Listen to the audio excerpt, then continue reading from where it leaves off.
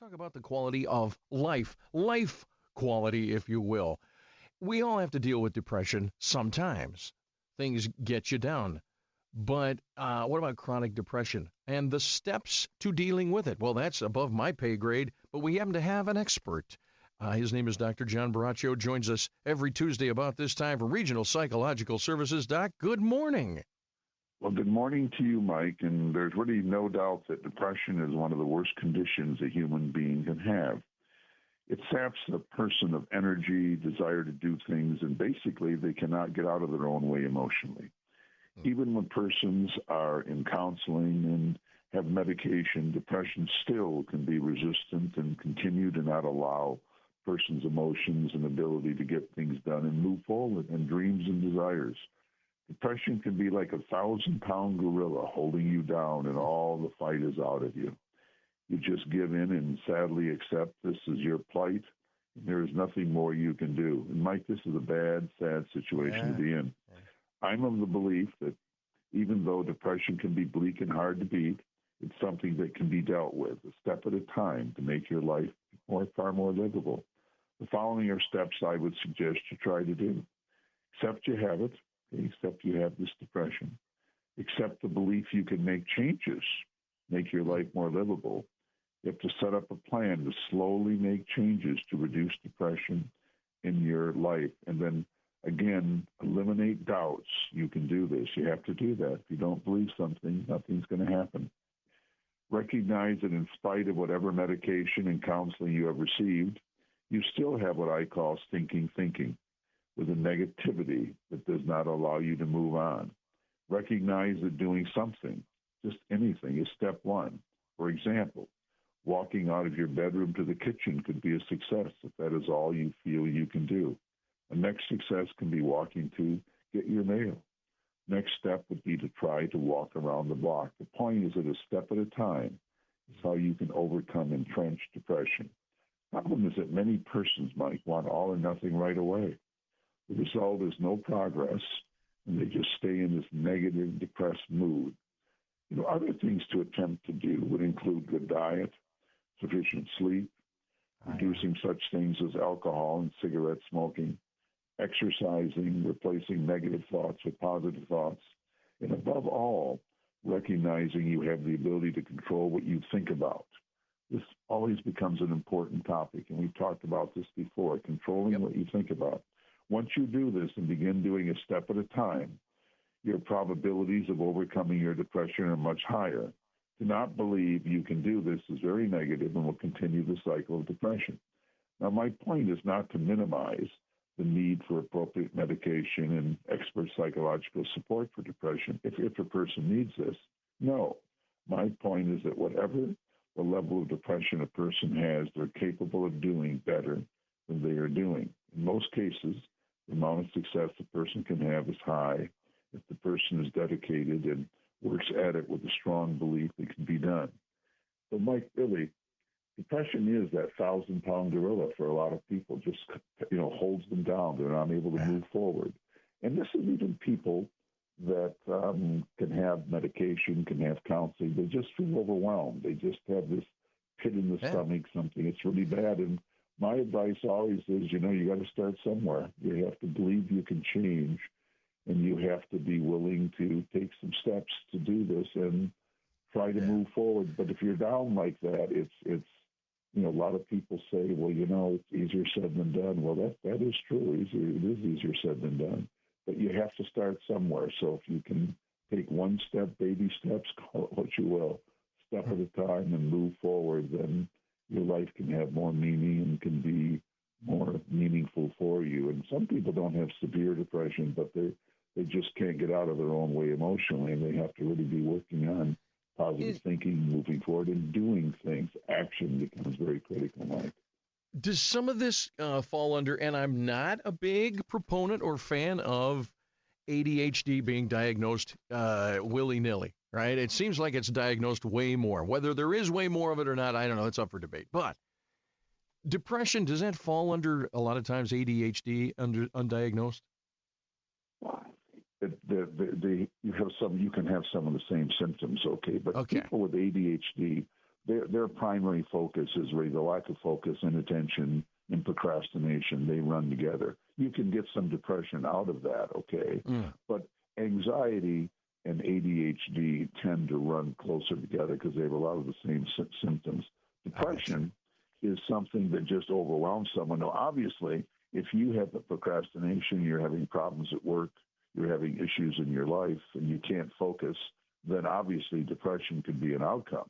Okay, but they really have really different symptoms, and a person that has ADHD has a whole other set of issues that they're trying to deal with.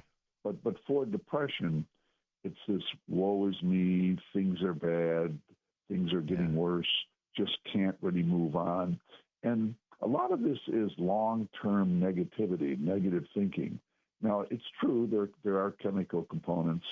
There's seasonal affective disorder. I really believe that is true. When you have a lot of clouds, you have cold persons in their house, this can really have a negative impact. But whatever the condition you have in terms of the depression, it's really important that you try to move, try to do something. Like I have people call periodically that give me all the symptoms of being depressed, and I say, well, the first thing to do is get up, walk around, go around the block if you can, go to a store, do something.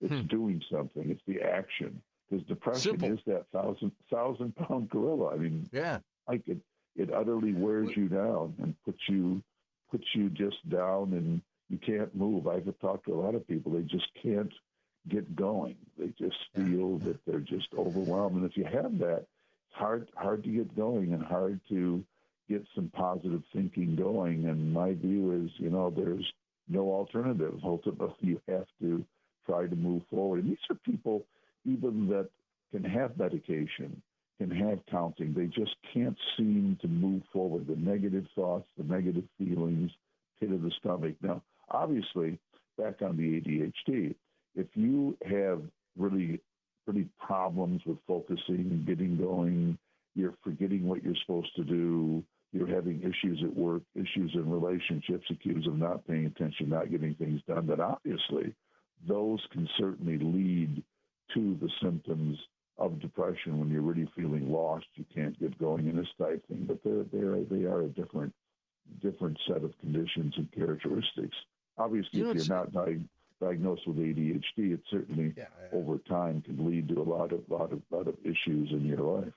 I don't think I've known, and I know a lot of well-adjusted, really high successful people related to some, but every single one has gone through some sort of depression, some sort of issue. And so, first of all, I would think, like you said, you got to baby steps, call it whatever you want. I've always said to my kids, you got to find your victories and celebrate those. Don't get all big-headed about it, but you can find a victory, tiny if you have to. There's always something. Find that victory, pat yourself on the back, and then use that as a stepping stone and move on. That's very good advice, Mike. I mean, focus on the home run, not the 30 strikeouts. I mean, you have to start somewhere, and everybody has successes. Everybody has things they can be proud of if they're willing to focus on them. The problem is so many people focus, even a person hits 20 home runs and has maybe 3 strikeouts, okay, for an extreme, they'll focus on those strikeouts and forget all the wonderful things they've done. So you have to start building. You look at what have you done, where can you build on successes, and back on your ADHD, if a person does start focusing on how to deal with procrastination, dealing with focus, potentially medication, things like that, that can help then reduce the depression outcome if you've really been not able to focus, not able to get things done, and you have people concerned about your ability to do your work, your ability to do your life call, or whatever you will. But specifically talking about depression, it is movement. It's beginning to say, yes, I can, taking one step at a time. The problem is when people really get mired into deep feelings of depression, okay, which can hit people, you don't overcome it in a minute. I mean, these are conditions that develop, and you have to say, I'm going to move forward. I'm going to take control. I'm going to look at my victories. Your point's a very good one, Mike. Look at my victories. Look at the things that I can do. And they don't have to be huge. They don't have to be big. It could be making your bed. You made your bed as soon as you got out of it this morning. Good on you. There's your victory for today. Now build on that. Don't just sit back on it.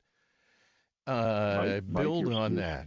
You're sounding like a psychologist. How does that sound? You know what? I should be in business with you. Hallelujah.